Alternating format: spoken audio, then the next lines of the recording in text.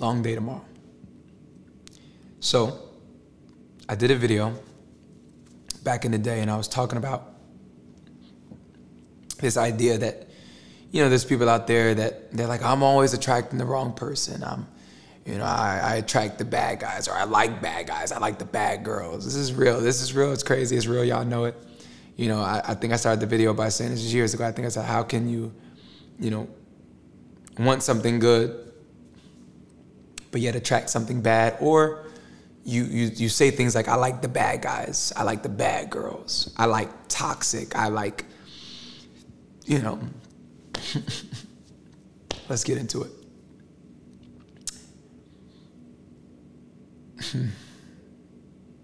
People have voids. And voids, let's just say it's something that you're missing. Fair? Something that you're missing. And let's say that you were, let's say you're a bottle. And a void would be the bottom of your bottle has holes in it.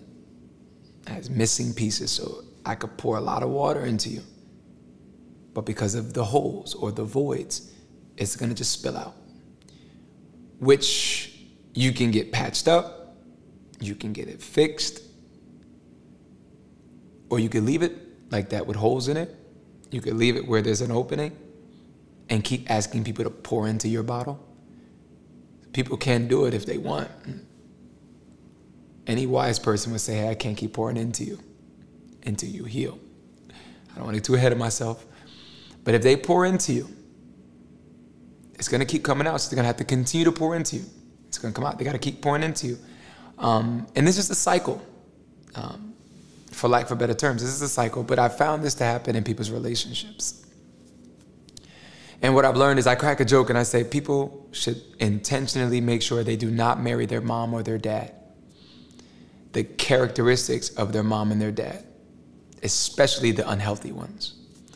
What we don't realize is, as kids, where we first are introduced to love is by our parents or our guardian, whoever was our caregivers from birth. But whatever we did not get from our parents that we wanted or needed as it pertains to love, nurture, care, affirmation, validation, whatever we did not get, or whatever was perceived while we were kids as neglect, those will become the voids in our lives, the things that are missing. And all throughout your life, they don't go away. You begin to desire these things. You begin to crave these things. You begin to want these things because you're looking to be filled. You're looking to feel loved. You're looking for that affirmation, that validation, that approval that you may have not have gotten from your parents or your guardians or whoever raised you. And so what happens is you go through life looking for these things. But the crazy thing is you're attracted to the person who initially did not give it to you. And for most of us, again, these are the people we're first introduced to, which is our parents or our guardians. What happens is this. Usually, most women are attracted to their fathers. Most guys are attracted to their mothers. It could be flipped. Everybody's situation is different. But again, whatever you did not get is what you will go after. And so let me paint this picture like this. It's dangerous because if you ever think about some of your most toxic, unhealthy, unproductive, unfruitful relationships, and you look at some of the characteristics in those relationships that attracted you, it will resemble what you did not get from a parent. Hear me now, hear me. What I mean by that is, if your father wasn't affectionate and did not give you physical touch, and you go through your life craving physical touch, that affection, that closeness, as crazy as it sounds, your voids is looking for that, but it's gonna look for it in people who also are not affectionate, who are not into closeness. And the crazy thing is, this goes for everything, whatever you can think of. If someone wasn't affirming with words, if someone wasn't, you know, validating of you, if someone just was emotionally unavailable, period, you will begin to attract and you will begin to gravitate those who are emotionally unavailable as well. And I'm going to get into the spiritual side of this because it gets spiritual. What happens is this. It's unconscious, but you're looking to earn the love you believe you never got because you didn't deserve it. You grow up thinking that maybe you didn't deserve this love. You're not worthy of that love. And that's why you didn't get it. That's why you felt neglected.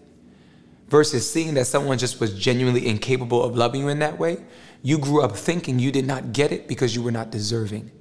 And so all throughout your life, you're looking to earn that love. And you don't realize you're gravitating towards other emotionally unavailable people, because here's the thing. If you can get someone who's emotionally unavailable to end up loving you for something you did, maybe the little boy or the little girl in you will finally believe you're worthy of that love. You'll finally believe you are worthy of whatever you feel like you never got from your childhood. It's all unconscious, meaning you're not thinking of it. You're just doing it. You're living on autopilot of filling your voids, not realizing it's a cycle. It's dangerous. It's unproductive. It's unhealthy. It's unfruitful. And it can get very demonic. I'm going to get into that in a second. Hear me now. What ends up happening is this. You work tirelessly for approval, for love, for affection, and you're not getting it. But your brain or your voids convince you, if you just do a little more, if you love them harder, if you fight a little more, if you serve a little more, if you do this, do that, if you overcome, eventually they will give you what you're looking for, that love you never thought you had, that commitment, that whatever it is you're looking for. Because if they finally give you what it is, you'll finally feel worthy, you'll finally feel loved. And the dangerous thing is you never end up filling that void. You never end up finding that fulfillment in a person. You never end up finding, that love, because one, you're looking for it in the wrong place. But then two, it's a void that constantly needs to be filled, which ends up in cycles. What's dangerous is this, though.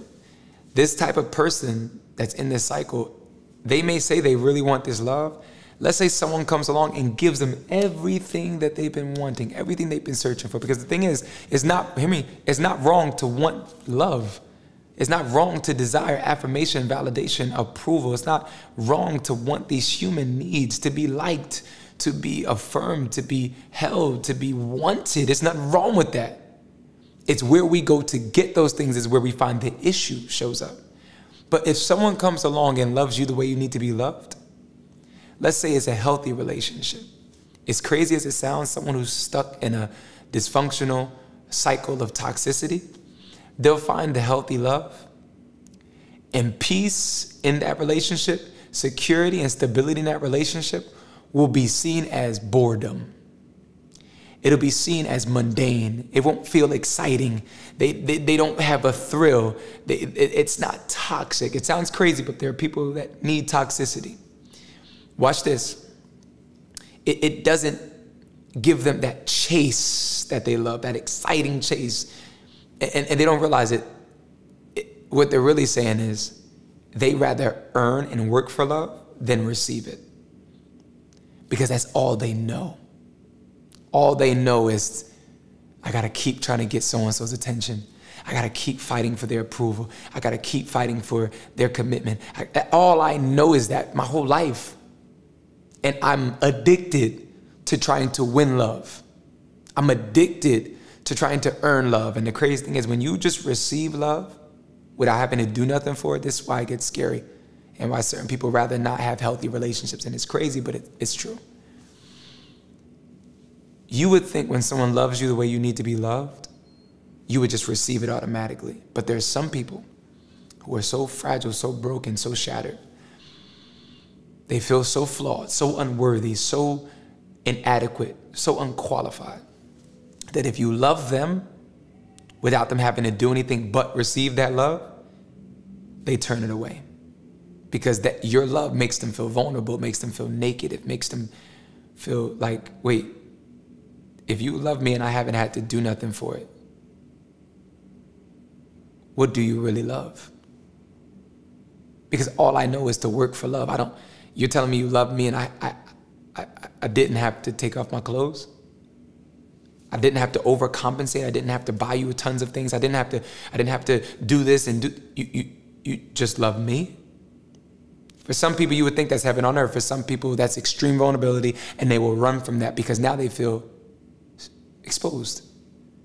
Because they feel like almost like you can see them, and you can see all the things that their work hid, their overcompensation hid, their guilt, their shame, the pain of their past, their trauma, their feelings of unworthiness.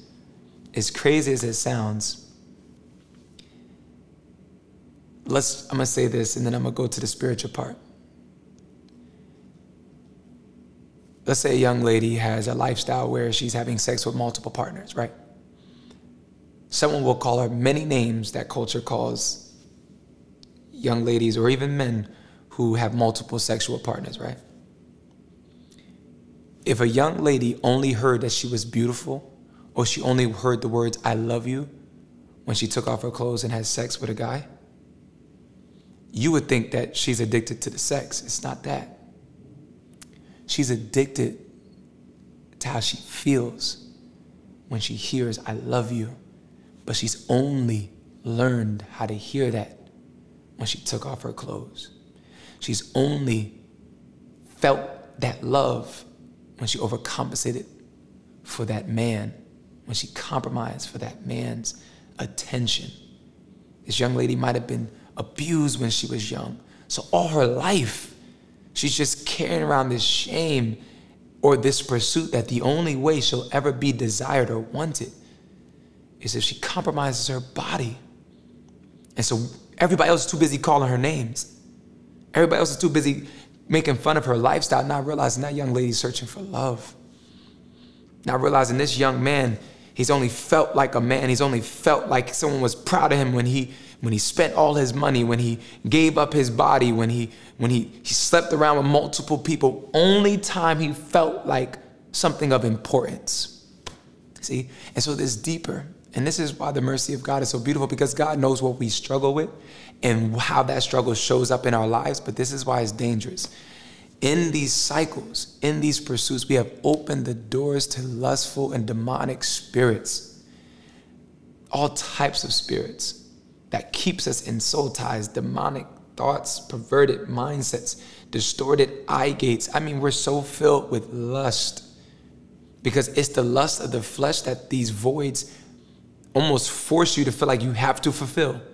You have to satisfy them. I've learned about demonic spirits. They need to be satisfied.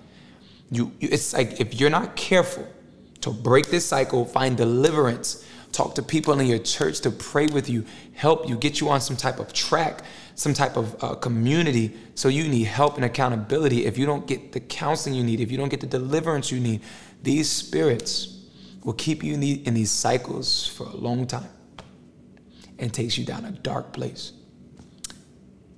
So listen to me. It's important that you address these voids. First, by admitting you struggle. You're finding yourself in constant cycles and relationships that are just completely unhealthy. You're wondering, why do I even, you look back and say, I can't believe I even dated them. I can't believe I got involved with them. Now, you could blame them for a lot of stuff. Or you could take accountability and say, what in me was attracted to them? And there may be broken pieces, areas in your life that have not been addressed, voids that you're looking to fill, and you're going to all the wrong places. And hear me now, this is crazy. I've learned this is the same reason why we reject God's love. It's free. We can't work for it. We can't earn it. Nothing we can do to deserve it. He just gives it to us freely. And for some of us, it's like, why does God love me? Why is God doing all this stuff for me? Why does he die for me? Why? And the greatest thing I've ever heard, somebody said, instead of asking, did Jesus die on the cross? Start asking, why did he die on the cross? It's a beautiful place to start to understand the gospel, but I'm telling y'all, Jesus can fill your voids. He can love you the way you need to be loved. And I know that sounds corny to some, but it's not just with him. Even though it really is all him, but he will even lead and guide you into community where you'll find a safe place to receive love. He'll bring people into your life that's a safe place to receive this love. He'll love on you with his word. He'll tell you things and you'll learn more about your identity. It'll blow your mind. He'll bring you to help you get a better understanding of your past, to help you heal, to let you see that it wasn't that you were unloved or forgotten.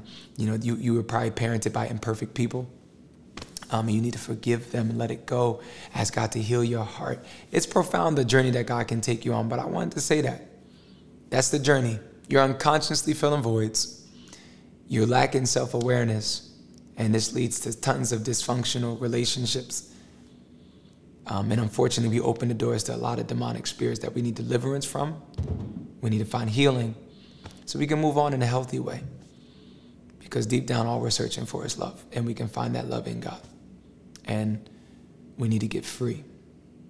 Because we've opened tons of doors to fill these voids. And that's all I have to say on that. I wanted to take my time because that's a serious thing. I'm done.